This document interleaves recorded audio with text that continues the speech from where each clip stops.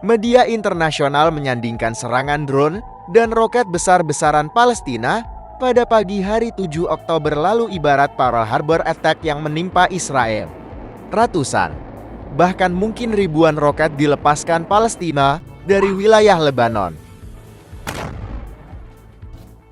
Terlepas dari situasi yang terus berkembang, salah satu poin yang harus dicermati adalah jenis dan kemampuan roket Palestina yang sedikit banyak mampu membuat kewalahan sistem Hanuk Iron Dome.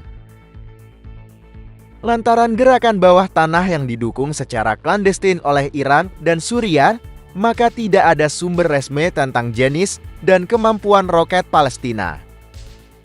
Meski begitu, di jagat media terkenal nama-nama roket Palestina seperti Qassam, Al-Quds dan Yasin.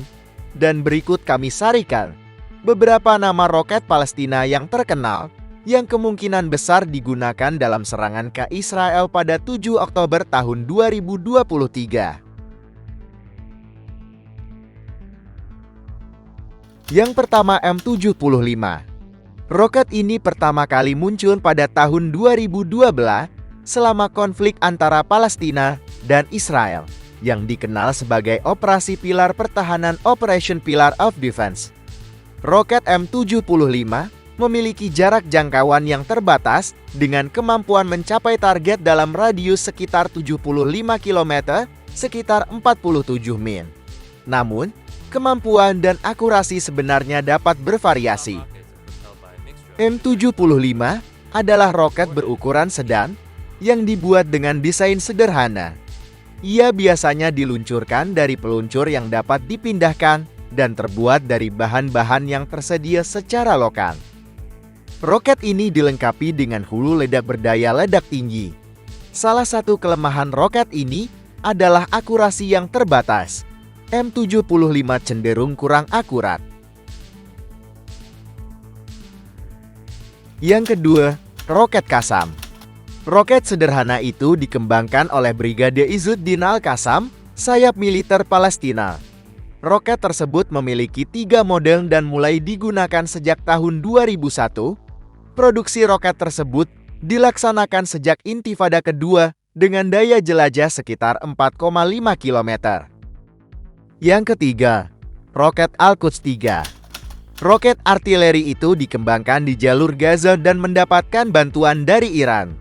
Itu merupakan sistem peluncur roket yang memiliki daya jelajah hingga 30 km. Sistem itu mampu menembakkan 40 roket dalam jeda 20 detik dengan berat artileri mencapai 13 ton. Yang keempat, roket Yasin. Ini merupakan roket berbasis anti-tank atau RPG. Itu dikembangkan Palestina dan pertama kali digunakan pada tahun 2004. Nama Yasin itu sebagai bentuk penghormatan kepada Sheikh Ahmad Yasin yang tewas pada tahun 2004. Yang kelima, roket Burak 100. Merupakan roket yang memiliki jangkauan hingga 70 hingga 100 km. Roket tersebut biasanya digunakan untuk melancarkan ke wilayah Israel. Palestina memiliki ratusan roket yang memiliki daya jelajah yang jauh hingga bisa menarget Tel Aviv hingga Bandara Ben Gurion. Yang keenam, M302. Menurut IBCMS, roket M302 pertama kali dikembangkan oleh militer Suriah. Namun, roket jenis itu kini sudah biasa digunakan kelompok Hizbullah dan Hamas, serta pasukan loyalis Presiden Suriah Bashar al-Assad. Sejak Hamas memperoleh roket M302, Israel dibuat repot berkali-kali. Hamas setidaknya telah berhasil menembakkan roket jenis itu ke wilayah pesisir Hadera, sekitar 30 km dari Tel Aviv atau 70 km dari jalur Gaza. Yang ketujuh, roket Fajar 5. Adalah sistem peluncuran roket jarak jauh MLS 333 mm milik Iran. Fajar 5 dikembangkan pada tahun 1990-an.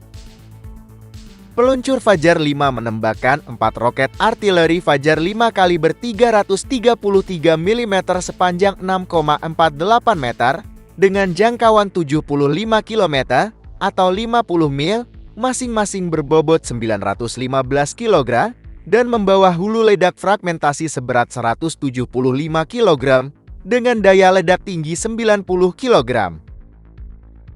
Selain roket yang diproduksi secara lokal, Palestina juga mendapat pasokan roket dari luar wilayah Palestina. Roket-roket ini biasa digunakan pada peluncur MLRS Multiple Launch Rocket System di kaliber 122 mm, yakni Grad dan WS-1E. Pemasoknya diduga berasal dari Iran dan Lebanon. Secara terbatas juga ada roket balistik yang lebih besar di kaliber 302 dan 333 mm, seperti M302 dan Fajr 5.